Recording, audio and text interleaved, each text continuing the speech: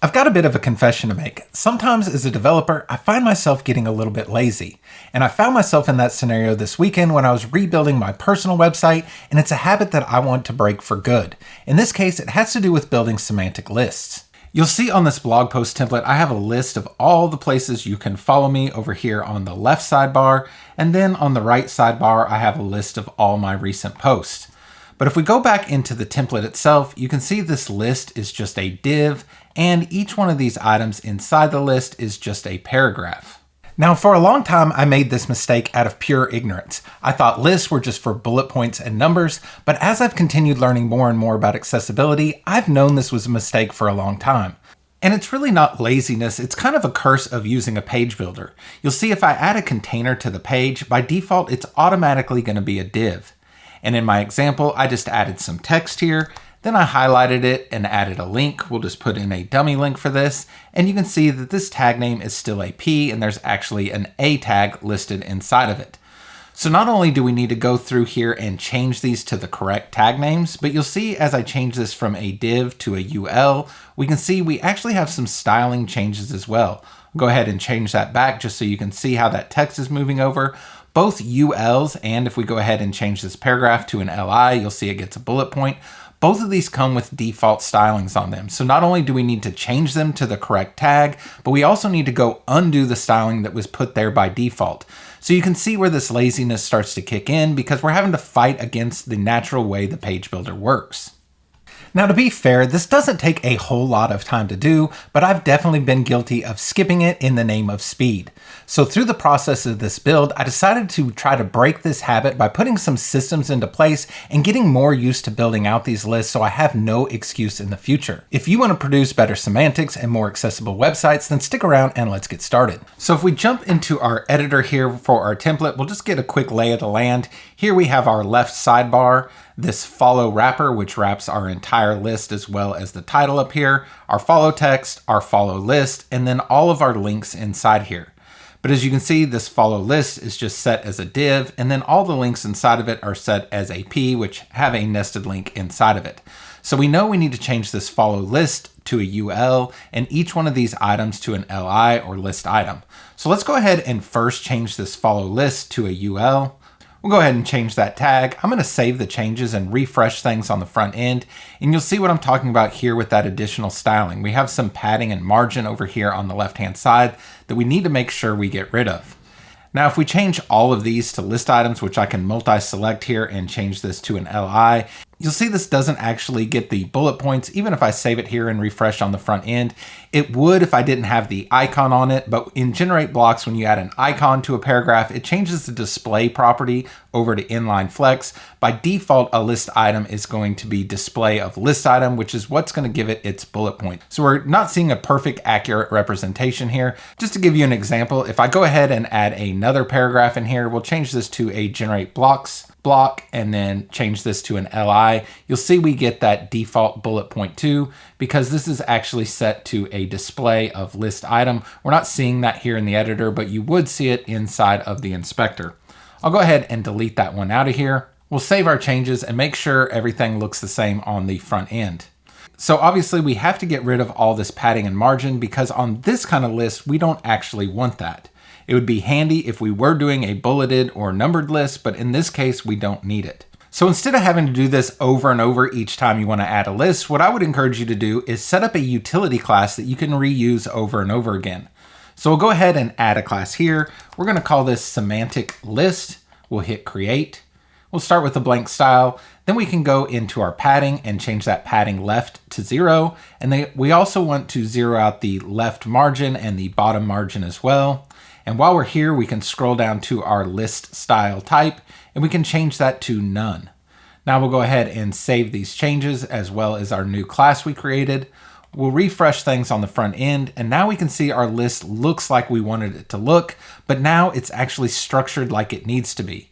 If we go in here and inspect this, go ahead and grab our list. We can see this is set as a UL and all the items inside of it are LIs, which is exactly the right semantics for this kind of situation.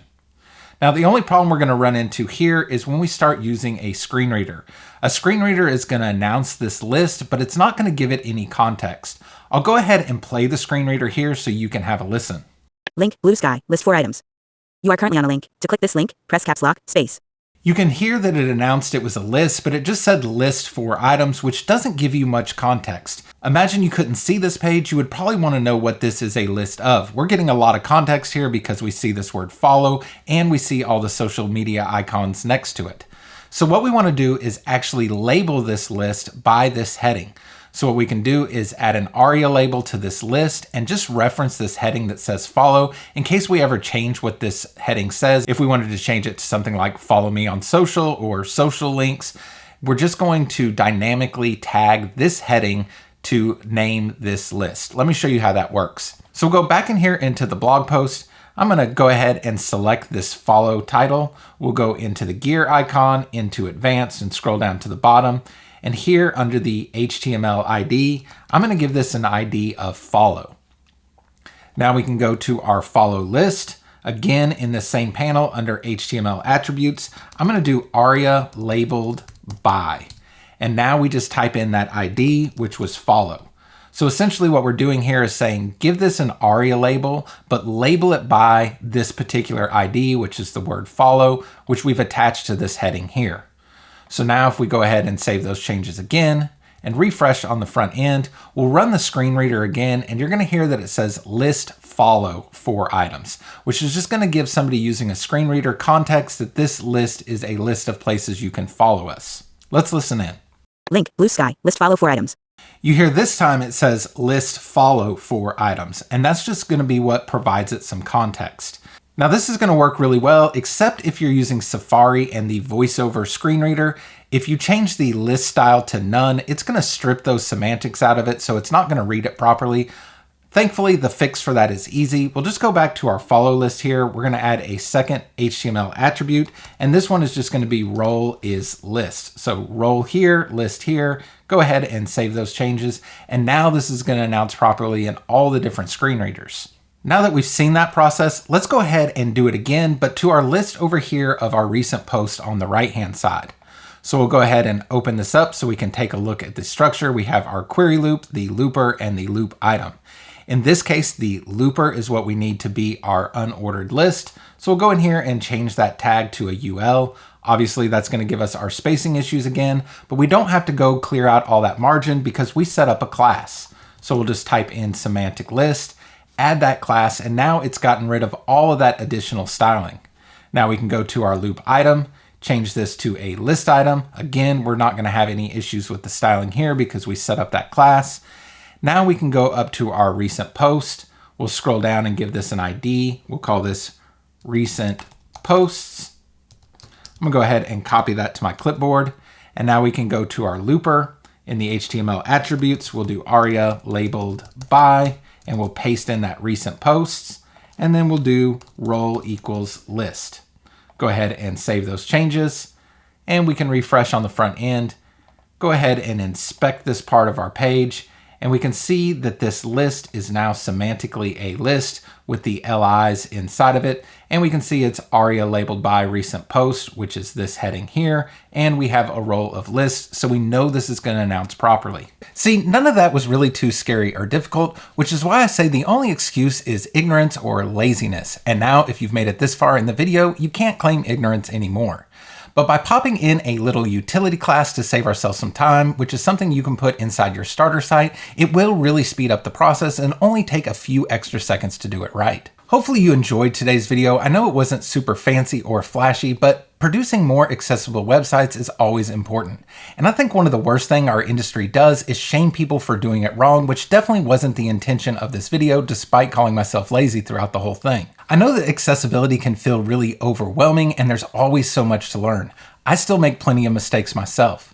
But I think the fear is because there's no perfectly accessible website that we think it's all or nothing and we just throw in the towel. But accessibility isn't a binary choice, it's a spectrum. So I think the best approach is just to keep building out better habits and producing more accessible websites. I think you'll be surprised at how some of these little tweaks, like what we did in today's video, really start to add up over time. If you enjoyed today's video, I would really appreciate a thumbs up, and if you want to make sure to catch the next one, hit subscribe, and we'll see you then.